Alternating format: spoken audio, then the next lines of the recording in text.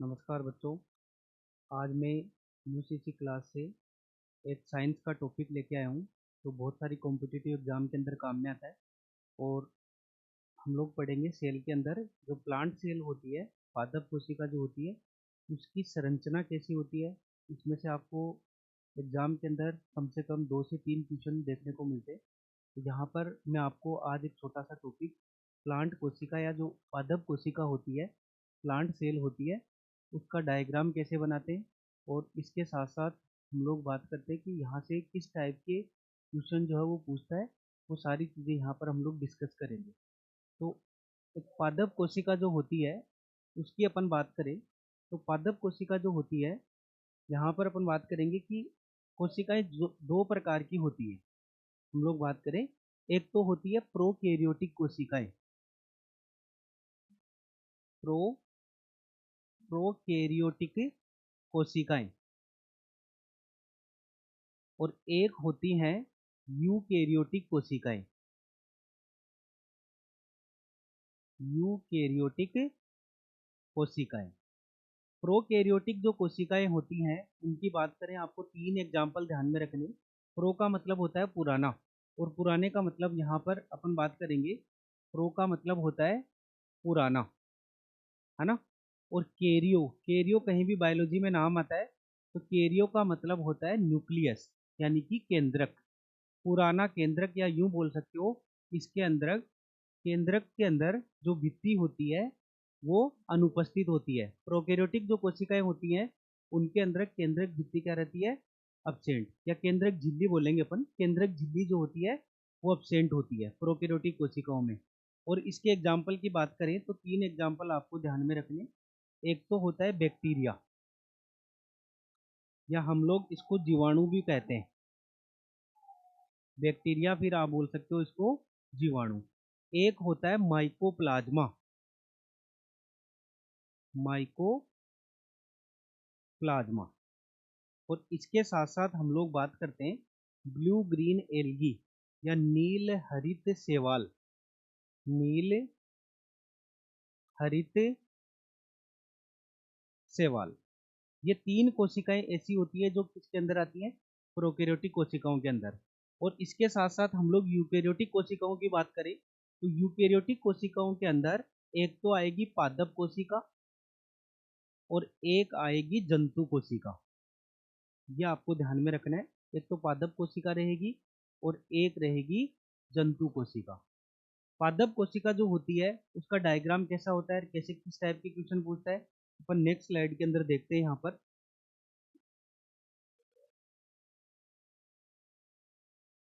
यहाँ पे आप लोग देखोगे एक पादप कोशिका जो होती है वो ऐसे ऐसे कुछ देखने को मिलती है आपको।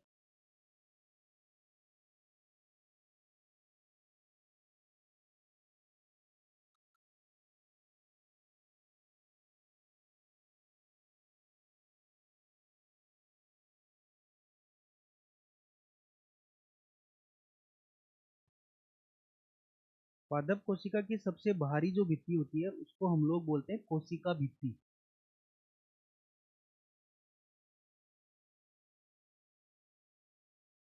एक लेयर और देखने को मिलेगी यहाँ पर।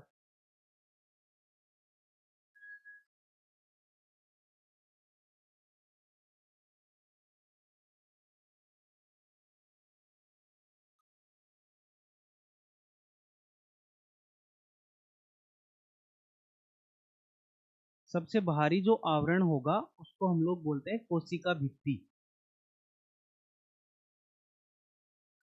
या फिर आप बोल सकते हो सेल वॉल। और उसके अंदर जो आवरण पाया जाता है उसको हम लोग बोलते हैं कोशिका झिल्ली,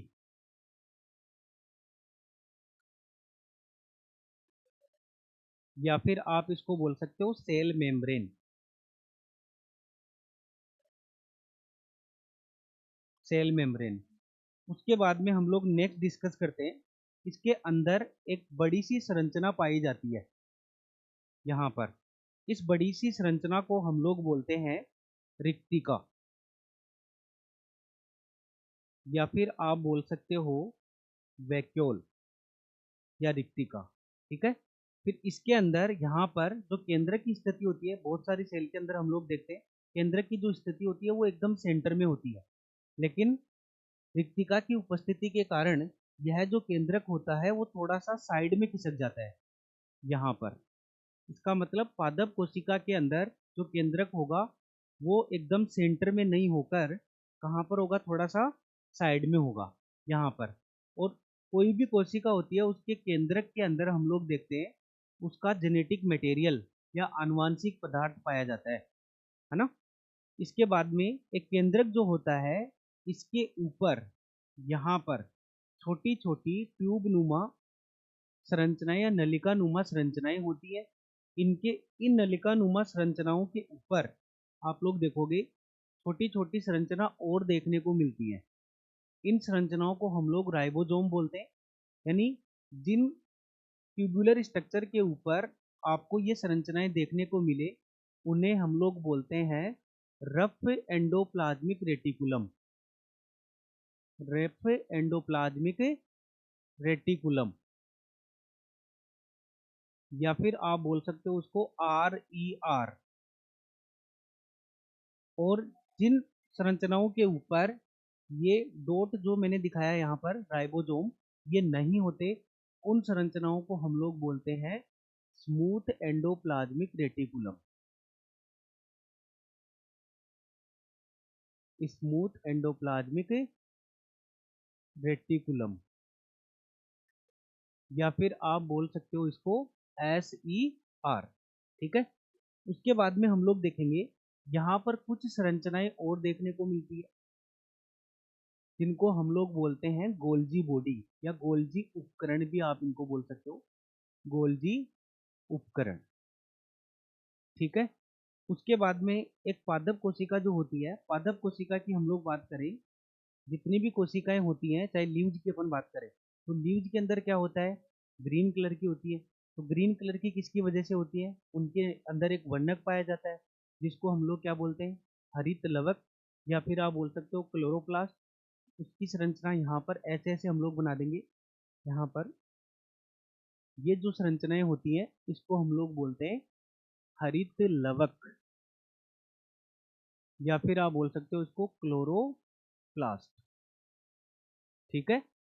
क्लोरोप्लास्ट का काम क्या होता है, प्रकाश संश्लेषण, या आप बोल सकते हो फोटोसिंथेसिस प्रोसेस, जिसके अंदर क्या करते हैं पादप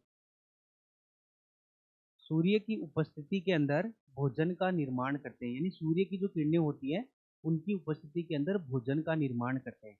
और इसके साथ साथ आपसे क्वेश्चन पूछ सकता है, वो आपको ध्यान में रखना है कि कौन कौन से रॉ मटेरियल चाहिए। तो देखो थोड़ा सा हम लोग देख लेते हैं।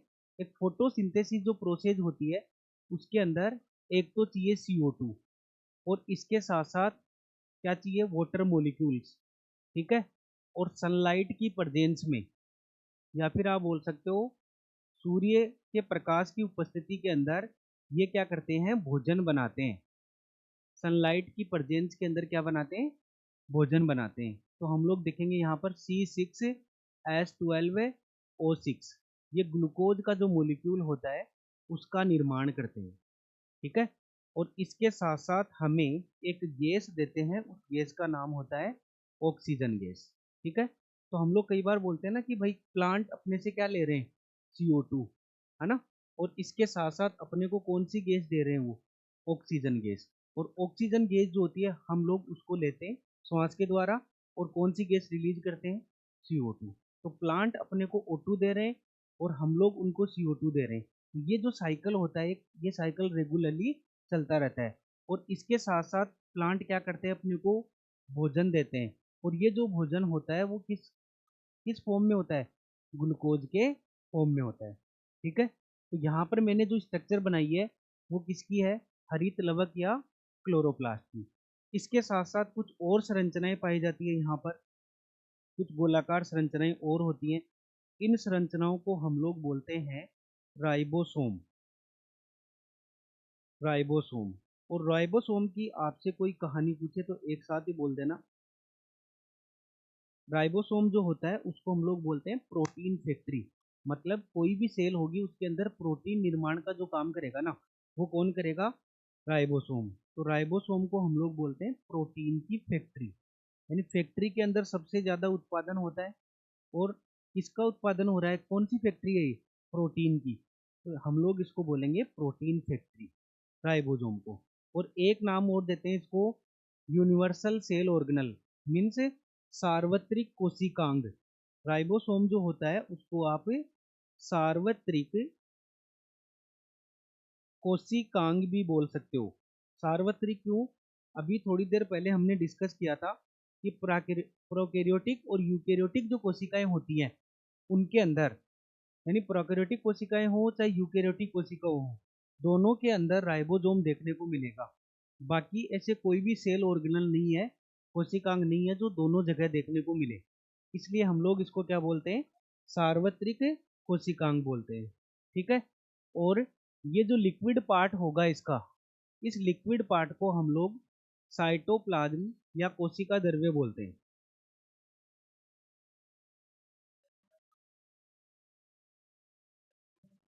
ये जो लिक्विड पार्ट होगा इसका, इसको हम लोग साइटोप्लाज्म या फिर कोशिका द्रव्य नाम देते हैं। तो यहाँ पर दो तीन क्वेश्चन बनते हैं, वो मैं बता देता हूँ। सबसे भारी जो भित्ति होगी वो कोशिका भित्ति होती है एक पादप कोशिका की, और जंतु कोशिका हम लोग पढ़ेंगे तो वहां पर कोई भी कोशिका भित्ति नहीं होती, मतलब जंतु कोशिका के अंदर कोशिका भित्ति क्या होती है, अनुपस्थित। कई बार एग्जाम के अंदर क्वेश्चन दे देता है ऐसा ऐसा, तो यहाँ पर अपने को ये चीज ध्यान में रखनी है कि जंतु कोशिका के अंदर कोई भी भित्ति नहीं पाई जाती, और पादप कोशिका के अंदर कोशिका भित्ति पाई जाती है। उसके अंदर हम लोग बात करें कोशिका झिल्ली होगी, और इसके साथ साथ यहाँ पर कुछ गैप देखने को मिलते हैं। ये जो गैप होते हैं उनको हम लोग बोलते हैं प्लाज्मोडेस्मेटा। यहाँ पर ये जो गैप देखने को मिलेंगे, इन गैप को हम लोग नाम देते हैं प्लाज्मोडेस्मेटा। और प्लाज्मोडेस्मेटा का काम क्या होता है, एक कोशिका से दूसरी कोशिका के अंदर किसी भी चीज की अगर मान लो कमी हो तो उन पदार्थों को एक जगह से दूसरी जगह स्थानांतरित करने का काम इनका होता है। ठीक है। उसके बाद में यहाँ पर हम लोग अंदर की बात करें, ये पूरा का पूरा जो लिक्विड पार्ट हमने बनाया इसको हम लोग क्या बोल रहे हैं, कोशिका द्रव्य। और कोशिका द्रव्य के अंदर कोशिकांग उपस्थित होते हैं। इसके साथ साथ अपन बात करें, नाम लेते हैं रिक्तिका, जो सबसे बड़ी होगी। एक प्लांट सेल जो होती है उसके अंदर 60 to 70% एरिया, लगभग 60 से 70% एरिया जो है वो रिक्तिका ही कवर कर रही है। ठीक है। उसके बाद में अंदर जो होगा इसके, वो क्या पाए जाएंगे, हरित लवक होंगे, जो किसके अंदर काम करते हैं, प्रकाश संश्लेषण के अंदर भाग लेते हैं।